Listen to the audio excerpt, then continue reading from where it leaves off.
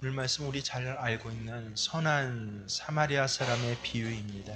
근데 우리가 선한 사마리아 사람의 비유라고 이야기를 하지만 실제로 이 2000년 동안 성경학자들은요, 계속 이 본문을 연구하면서 이거는 그냥 예수님의 비유가 아니라 실제 예수님 당시에 이스라엘에서 자주자주 있었던 그 실제 일어났던 일에 대해서 예수님이 말씀하신 거다라고 그렇게 공통적으로 이야기하고 있습니다.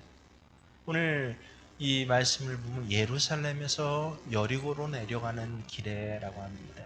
우리로 하면 이 화천에서 서울로 가면 6번 국도를 타고 가는 길에 이런 소리입니다. 예루살렘에서 그 6번 국도 여리고로 내려갈 때 딱 화천하고 춘천하고 똑같아요. 여리고 예루살렘 요 6번 국도 사이는요. 불과 차로 하면은 한 20분 30분 아니니까 마찬가지로 한 30km 정도 남짓한 그런 거리였는데요. 근데 참 굉장히 산골이 험하고 지형이 악센 그런 길이었습니다. 그래서 2000년 예전에 흔히 그런 길은 산적이 있고 도적이 숨어 있고 강도가 숨어 있어서 지나간 사람을 덮치듯이 종종 그렇게 이 강도들이 출몰하여 지나가는 사람을 오늘 말씀 그대로 덮친 사건이 일어난 것입니다. 근데 이 단순히 물건만을 빼앗은 것이 아니라 아마 저항이라도 했는지 그 사람을 죽기까지 두드려 패고 그리고 물건을 빼앗아서 갔다라고 합니다. 이 강도 만난 사람은요, 빈사 상태에 쓰러졌습니다. 그대로 내버려 두면 분명 그거는 그 사람은 죽을 것입니다. 근데 그때 마침 한 제사장이 그 길을 지나가게 되었습니다. 신음소리가 들렸겠죠. 이 가서 이게 무슨 소리야 하고 그 소리를 따라 몇 걸음 이 길 옆으로 옮겨가 보니까 거기에 피투성이가 된 사람이 벌거벗은 채 누워 있었다라고 하는 것입니다. 아마 제사장은 깜짝 놀랐을 것이에요. 야, 그렇게 이 길에 강도가 많다는 것 예전에 많이 들어는 봤지만 내 눈에 직접 강도 만난 사람 보기는 참 처음이구나라고 그 가슴이 떨렸을 것입니다. 그는 어떻게 했습니까? 성경에 정확히 피하여 도망갔다라고 그렇게 기록되어 있습니다. 제사장이 그 길을 따라 내려가다가라는 예수님의 말씀에 비춰보면요. 예루살렘에서 여리고 길을 통해서 아마 저 위쪽에 있는 자기 집에 가려고 했을 것입니다. 내려가다. 제사장이 왜 예루살렘에서 여리고 길을 통해서 내려갑니까? 이거는 우리가 상식적으로 알듯이 이스라엘은 이 다윗 이래로요. 이 제사장 레위 그룹 중에서 아론의 직계 후손들에게는 24반차라는 우리로 하면 군대로 하면 뭐 1소대, 2소대, 3소대, 4소대로 보통 한 부대가 나눠지고 있지 않습니까? 4소대까지 있는 게 아니라 24소대로 그 이스라엘 내의 모든 레위 지파 중에 아론의 직계들을 이 24분대로 나누었다라고 하는 것이에요.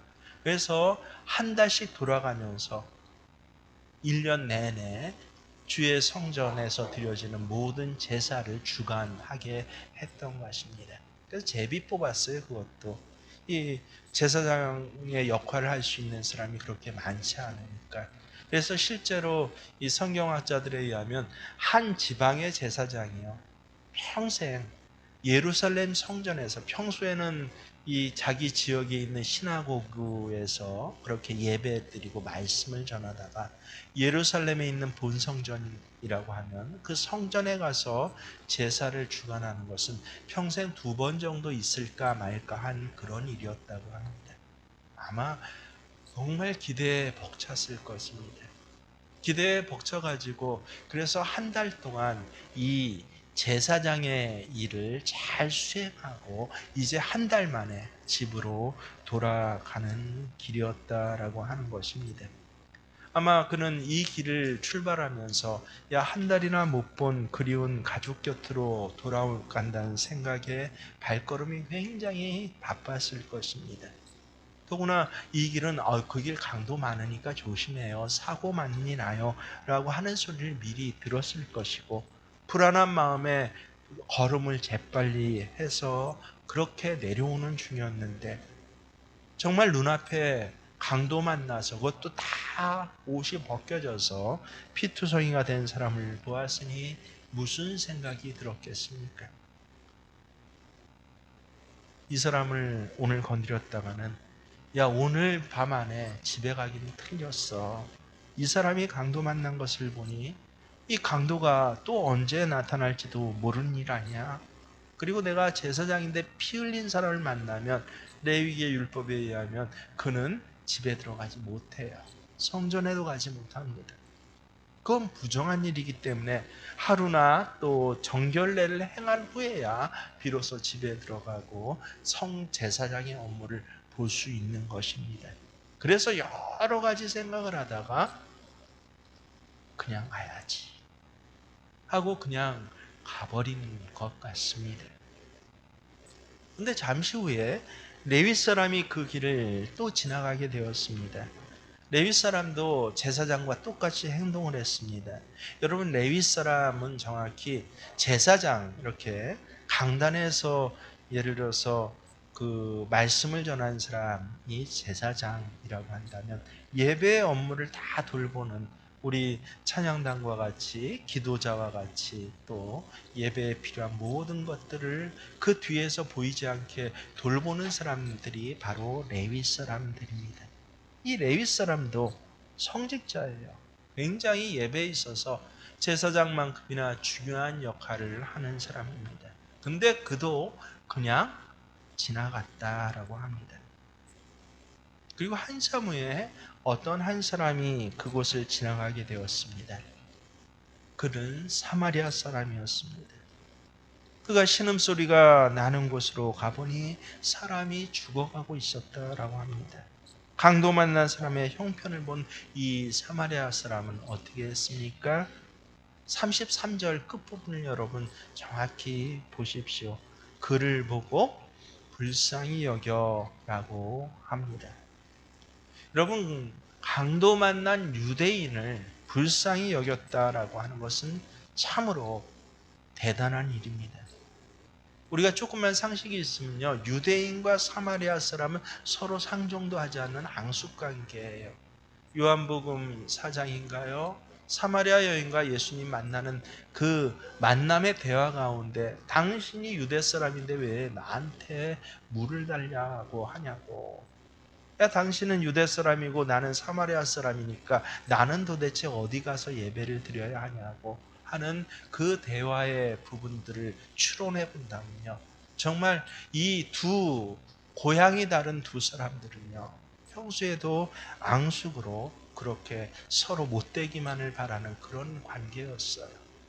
그 사마리아 사람이 유대 사람이 피 흘려 쓰러져 있는 것을 보고, 보통 사마리아 사람, 상식적인 사람이었다고 한다면 아마 꼴 좋다, 잘 됐다 하면서 분명 대개가 그냥 그렇게 지나갔을 것입니다. 거기에 더하여 조금 나쁜 마음을 가진 사람이라면 뭐 발이라도 한번 툭 치고 돌이라도 던져갖고 재수 없다라고 하면서 던지고 지나갔을지도 모릅니다. 얼마든지 그럴 수 있는 관계라는 것을 우리는 먼저 알아야 합니다. 근데 그럼에도 불구하고 이 사마리아 사람은요, 강도 만난 자를 보자마자 뭐 했다고요? 불쌍히 여겨.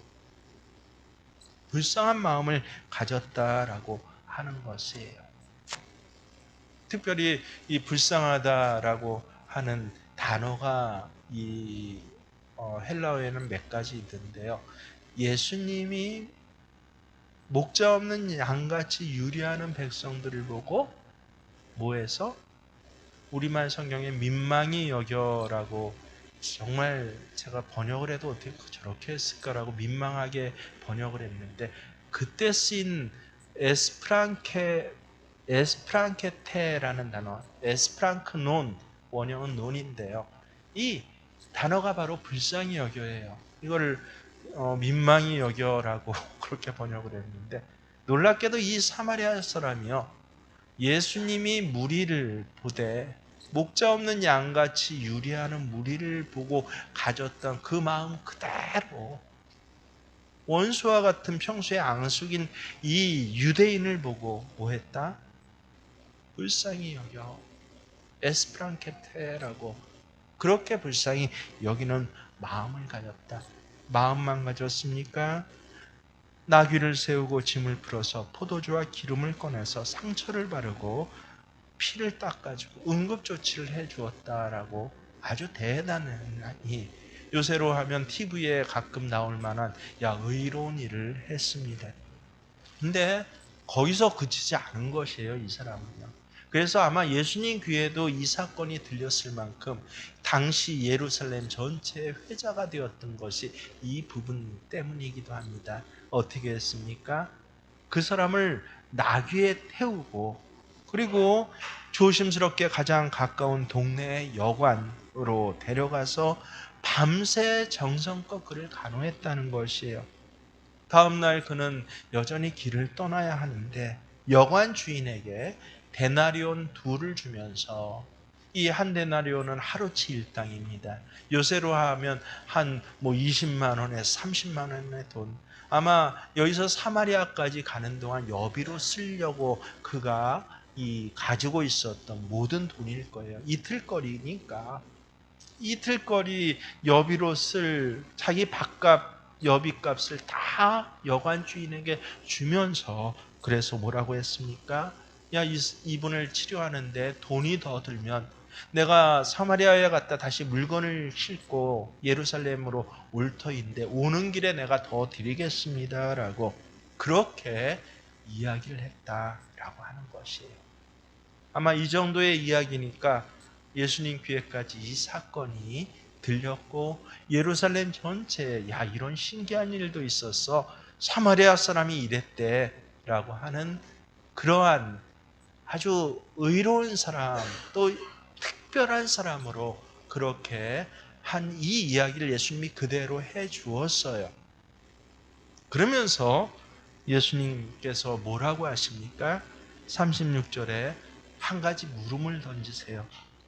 네 생각에는 제사장과 레위인과 사마리아 사람 중 누가 강도 만난 자의 이웃이 되겠느냐라고 그렇게 묻습니다. 오늘 예수님에게 이 구원을 요청하러 왔던, 또 자기의 의로움을 인정받고 싶었던 이 율법사로 대표되는 사람이 대답을 해요. 자기 생각에도 뭐라고 해요? 강도 만난 사람에게 자비를 베푼 사람입니다.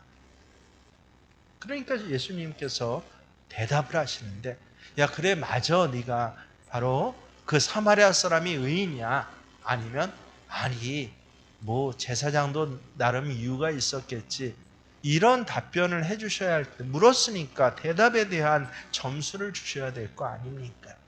근데 점수를 주신 것이 아니라 거기에 대해선, 이 답변에 대해선 이 옳고 틀리다를 이야기를 하지 않고 뭐라고 하셔요? 가서 너도 이와 같이 하라라고 말씀하십니다. 여러분, 예수님의 비유가 분명한데 비유가 아니라고 했죠. 예수님이 일어난 한 사건을 갖다가 하늘나라 복음의 세계에 비유해 보면서, 비견해 보면서, 그러면서 예수님이 내린 결론은 무엇입니까? 너도 가서 이와 같이 하라 라고 하는 것입니다. 오늘 말씀에는요, 굉장히 중요한 교훈이 들어 있습니다. 한 율법사에게 예수님이 물었고, 한 율법사에게 해주신 예수님의 말씀이지만, 사실은 오늘 이 자리에 있는 여러분 한 사람 한 사람에게, 여러분이 영의 눈이 띄어 있으면 오늘 내 귀에 대고 물으실 것이고 또 대답하실 것입니다. 여러분은 스스로에게 생각해 보세요. 나는 과연 누구의 자화상을 많이 닮아 있습니까? 선한 사마리아인입니까? 제사장입니까? 아니면 레위인입니까? 나는 누구와 가장 닮아 있고 누구와 를 잘 대변하는 그런 삶을 살고 있습니까? 저는 우리 세명교회 교우 가운데 선한 사마리아인과 같은 사람이 많이 있다는 것에 참 감사합니다. 그런데 불행하게도 제사장이나 레위인과 같은 자화상을 가지고 있는 사람들도 이 땅엔 굉장히 많이 있습니다. 제사장과 레위인은 성전에 한 달이나 머물면서 그들이 한 일이 무엇입니까? 얼마나 많은 은혜를 받았을까요? 얼마나 많은 제사를 하나님께 드렸습니까? 얼마나 많은 시편의 말씀과 구약의 예언서들을 읽었습니까? 옷차림조차 저처럼 경건하게 특별한 옷을 차려입고 하나님 앞에 두 손을 들고 시간마다 때마다 얼마나 많이 기도하고 찬송했을까요? 그들은 한마디로 은혜 많이 받은 사람들입니다. 그리고 지금 그 한 달이나 은혜를 받고 돌아가는 길 아닙니까? 그런데 그들은 막상 그들이 사랑을 베풀어야 할 그 대상이 나타나자 슬금슬금 여러 가지의 이유를 대면서 피하여 도망했습니다. 그렇다면 그동안 받았던 그들의 은혜란 것은 도대체 무엇입니까? 그 은혜가 그들에게 무슨 도움이 됩니까? 우리도 잘못하면 그들과 같이 될 수 있습니다. 예배 드릴 때마다 우리도 말씀 듣고 찬양하고 기도하고 또 레위인과 같이 저 잡다한 일들 수고스러운 일에 얼마나 많이 헌신하고 봉사하면서 그러면서 나름대로 하나님 내가 사랑합니다라고 내 방식대로 그 사랑을 고백하고 돌아갑니까? 하지만 막상 저 예배당 문을 나서서 강도 만난 사람을 만났을 때 내가 꼭 도움을 줘야 할 사람을 만났을 때 너 정말 사마리아 사람처럼 사랑을 실천했냐고 묻는다면 우리 가운데 마음의 가책을 갖지 않을 사람은 몇 사람이나 되겠습니까? 나중에 이 말씀과 관련돼서 예수님과 사도 바울의 입술을 통해서 우리에게 주시는 메시지가 무엇입니까? 여러분 제사장과 레위인에게 볼 수 있는 가장 무서운 악이 무엇인지 아십니까? 바로 무관심입니다. 아무리 보는 사람이 없는 으슥한 곳이라도 어떻게 정말 우리가 상식적으로 생각해 보세요. 죽어가는 사람을 보고 그냥 지나갈 수 있습니까? 죽어가는 들고양이만 봐도 불쌍하다라고 사이코패스와 같은 그런 정신 이상적인 그 감성 상태가 아니면 모든 사람이 100사람이면 100 모두 다 느낄 것 아닙니까? 그래서 도와주고 싶은데 하물며 사람이 죽어가고 있는데 어떻게 지나갈 수 있습니까? 근데 그게 막상 내일로 되면 거기 가장 기본적인 본질의 말씀보다는 마음보다 뭐가 앞서요? 상황이 있고 경우가 있고 그리고 내 사정이 앞서서 그래서 어떻게 그럴 수 있냐라고 하는 것이 야 그럴 수밖에 없었어라고 하는 변명거리가 더 많아지는 것이 이 시대 아닙니까? 놀랍게도 냉담한 가슴에서 나오는 이러한 무관심이 오늘날 정말 많은 사람들의 마음을 사로잡고 있습니다.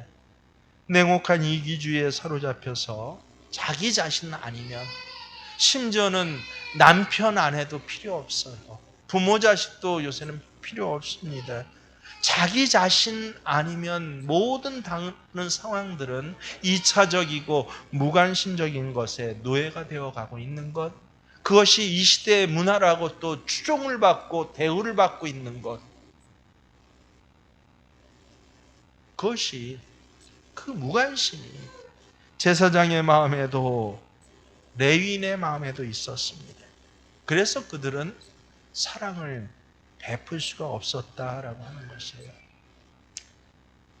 신학교에 가면 성경학자, 특별히 구약 성경학자 중 가장 많은 존경을 받고 기본 텍스트를 꼭 읽어봐야 하는 저자가 아브라함 헤셀이라는 그러한 성서학자가 있습니다. 그분이 구약 성서 전체를 연구한 후에 몇 줄에 아주 기가 막힌 그런 자신이 받던 고백을 남겼는데 그게 뭔지 아세요? 하나님의 감동으로 행했던 히브리 예언자들의 위대한 공헌 중 하나는 다른 것이 아니라 무관심의 죄를 분명히 하고 이게 죄야라고 선포한 것이다라고 하는 것입니다. 인간이 인간에게 대한 무관심, 여기에 대해서 하나님께서 얼마나 분노하고 계신가를 드러내는 것이 바로 히브리 성경, 구약 성경이다라고 하는 것이에요. 그래서 그는 결론을 뭐라고 내린 줄 아십니까?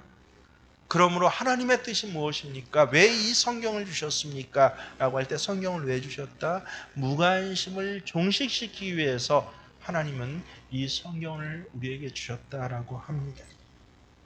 그 말을 이제 1학년 때 처음 듣고 나서 참 충격을 받았어요. 야, 성경이 우리의 구원을 위해서, 복음을 위해서, 평안을 위해서 주신 게 아니라 내가 갖는 인간에 대한 무관심, 하나님에 대한 무관심을 종식시키기 위해서 주셨다라고 하는 그 한마디가 얼마나 놀라웠는지. 그래서 성경을 그 다음에 다시 봤더니 정말 그 말이 옳다라고 하는 것을 알게 되었습니다. 하나님 뭐라고 하십니까? 나는 너희들의 제사를 받지 않겠다. 저울추를 속이고 거짓말을 하고 그래서 장사하면서 번 돈으로 제사를 드리는 것, 헌물과 11조를 바치는 것을 나는 원하지 않아. 너희 손에 묻은 피부터 씻어라. 너희 손에 있는 더러운 죄부터 씻어내라. 그렇지 않으면 두 손 들고 기도한다고 해도, 제사 드린다고 해도 나는 그 제사를 받지 않는 정도가 아니라 나중에 이 학개서와 말라기서에 보면 뭐라고 하신 줄 아세요? 미워한다고 하세요. 차라리 성전문을 닫아버리라고 하십니다. 토악질이 나와서 너희 제사를 내가 볼 수가 없다고 하시는 거예요. 얼마나 충격을 받았는지 몰라요. 이 하나님의 마음에 대해서 예수님께서 마태복음 9장 13절에 너희는 가서 내가 긍휼을 원하고 제사를 원치 아니하노라 하신 뜻이 무엇인지 배우라라고 그렇게 정리해서 말씀해 주셨습니다. 하나님은 정말 긍휼을 원하지 제사를 원치 않으십니다. 여러분, 긍휼이라는 것이 한마디로 무엇이에요? 이웃에 대한 관심과 불쌍히 여긴 마음, 그리고 거기에 더해서 희생을 베푸는 사랑입니다. 실제로 그런 일을 하지 않으면서 교회에 나와서 거룩한 채 예배 드리지 말라라고 하는 것이에요. 왜냐하면 하나님은 긍휼을 모르는 사람의 예배는 받지 않으시기 때문에 그렇습니다. 받지 않을 뿐만 아니라 그가 예배드림으로 인하여서 오히려 미워한다라고 하십니다. 엘리 위젤이라는 사람은 아마 이 헤셀에게 굉장히 저처럼 감동을 받았나 봅니다. 후에 이런 말을 남깁니다. 사랑의 반대는 증오가 아니라 뭐다? 무관심이다. 교육의 반대는 무지가 아니라 무관심이다. 아름다움의 반대는 추함이 아니라 무관심이다. 삶의 반대는 죽음이 아니라 삶과 죽음에 대한 무관심이다. 여러분, 오늘 진지하게 생각해 보십시오.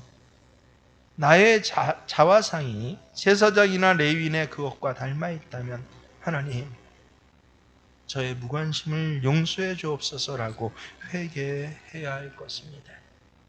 이웃을 내 몸과 같이 사랑하는 말씀을 새 계명으로 우리는 받은 하나님의 자녀인데, 근데 어느새 우리의 마음은 영혼에 대해서 특별히 무관심해지고 세상에 대해서는 굉장히 예민해진 것 아닙니까? 저는 매해 돌아오기 전마다 이 노조의 임금 협상을 보면서 참 예민하다, 70원 올릴까 90원 올릴까로 3일이 협상이 결련되고 싸우고, 또 심지어는 어때요? 다시 파업을 하고 진압을 하고 하는 일들이 우리나라에서 시작된 게 아니에요. 저 미국의 이 항만 노조가 처음 생기면서부터, 그때부터 이제 노조의 이 협상 체결에 대한 그런 테이블이 공식적으로 마련됐는데요.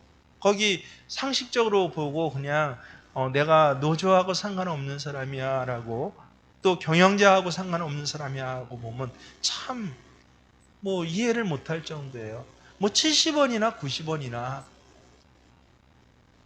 그것 갖고 그렇게 오히려 몇백억 원을 회사는 손해를 보고, 또 처벌을 어마어마하게 받고 직장에서 쫓겨나고, 그거 조금 저기 해주면 안 될까라고 하는데, 아니요. 회사 경영자와 노동자에게는 굉장히 10원, 20원이 아니라 예민한 일입니다. 자기 생명이 걸린 일이에요. 그렇게 세상의 일에는 예민한데, 근데 어느덧 우리도 세상에는 노조인 것 같아요. 얼마나 크리스찬들이 예민한지 몰라요. 다만 물질이 아니라 여러 가지 부분에, 말 한마디 부분에, 자식 이야기 한번 건드려 보세요. 앞뒤도 없고 옳고 그른 것도 없어요. 내 자존심 한번 건드려 보세요. 유산에 있어서, 뭐 부모 재산에 있어서 말이라도 조금 몇 프로를 건드려 보세요. 1, 2%를 갖고 그렇게 형제지간에 원수가 되도록 아주 예민한데, 근데 영혼에 대해서는 어떻습니까? 한마디로 무관심해요. 오늘 실제로 우리 주변을 보십시오. 영적으로 강도 만나 피 흘리며 죽어가는 영혼이 얼마나 많이 있습니까? 우리 눈에는 보여요. 그 신음소리가 들려요. 안 보이는 게 아니에요. 영적으로 저 사람 지옥 간다, 죽어간다, 회생 불가능이 없다라고 하는 것을 눈으로 보고 상식적으로는 아는데, 가슴은 어떻습니까? 야, 빨리 가서 가족 만나야지, 한 달 만에 보는데 라는 생각으로 그냥 회피하면서 지나갈 수 있는 게 바로 우리들 아닙니까? 실제로 요새 한국 기독교의 문제가 많이 부각되면서 드디어 올바른 조사 연구들이 많이 일어나는데요. 이러한 요새 최근의 보고에 의하면 사람들은 열의 아홉은 하나님을 모른다라고 합니다. 통계상으로는 20% 정도가 크리스찬이라고 하는데, 문에 교패만 붙여놨고, 주일이면 교회 가서 뭐 그것도 아니라 이제는 안방에 앉아서 TV 보면서 인터넷으로 예배 드리면서, 그러면서 자기는 하나님의 자녀다라고 하면서도 온통 모든 관심은 세상에 팔려서 얼마나 예민한지 스치기만 해도 벨 것 같은 칼날과 같이 예민하면서 흔들면서 정작 성령의 온전한 도우심과 영혼에 대한 아픔과 감동은 무관심해진 시대가 되었다라고 하는 것입니다. 여러분, 새벽 축제가 선포되면서 전 참 감사한 것이요, 실제 제 개인적으로 목회자이면서도 영혼에 대해서 그 어느 때보다도 아주 예민해지는 그런 경험을 시스템상으로라도, 제 또 목회의 원칙상으로라도 할 수 있고 회복될 수 있어서 너무도 감사합니다. 여러분은 어떻습니까? 하나님 은혜를 받으면 받을수록 더 이기주의자가 되고, 다른 사람에겐 더 무관심하면서 나 자신만의 의로움이, 난 그래도 예루살렘 성전에 가서 한 달 동안 이 모든 의문을 다 한 사람 아니야, 얼마나 힘들게 그것들을 했는데, 그래도 주일이면 예배 드린 사람 아니야, 그래도 하나님 일이라고 지체라고 모여서 해야 할 것은 한 사람 아니야 라고 그렇게 생각하는 것 좋지만, 근데 그 가슴에 여러분 오늘 불쌍히 여겨 에스프란케테,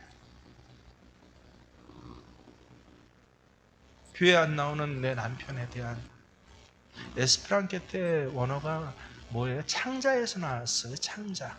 예수님이 불쌍히 여겼던 창자가 끊어지는 아픔을 느꼈다는 것입니다. 사전적인 뜻이요. 집에 누워있는 그 남편을 바라보면서 창자가 끊어지는 아픔을 느끼는지, 야 좋은 직장에서 좋은 회사에서 건강하게 그래도 엄마 아빠 하면서 효도하는 저 딸을 보면서, 아들을 보면서, 근데 예수 안 믿는 저 아들 딸을 볼 때 그저 내 자식이 잘 컸지라고 하는 게 아니라 그 영혼이 빈서 상태로 죽어가는 것을 보면서 에스프란케테, 창자가 끊어지는 아픔을 느끼고, 내가 가진 모든 것이에요. 2데나리온. 그 모든 것들을 내어놓고 헌신을 하면서, 그러면서도 혹 모자르면 지금은 없지만 나중에라도 내가 돌아가면서 꼭 갚을 테니 이 사람만은 꼭 살려주세요 라고 하는 그런 이 불쌍히 여겨의 마음이 오늘 지금 여러분에게는 있습니까? 있느냐 없느냐가 중요한 게 아니라 예수님 오늘 묻습니다. 묻는 게 아니라 명령하십니다. 다른 건 다 몰라도 뭐라고 하셔요? 가서 너도 이와 같이 하라. 에스프란케테의 마음을 가지고 가서 내 아내에게, 내 남편에게, 내 자식에게, 내 부모에게, 내가 섬기는 태신자에게 이와 같이 하는 이 귀한 은혜의 회복들과 생명의 회복들이 여러분 생명 축제를 준비하고 태신자를 섬기면서 저와 여러분에게 있어지길 주의 이름으로 축원합니다. 그렇습니다. 주님 말씀하시면 내가 나아갑니다.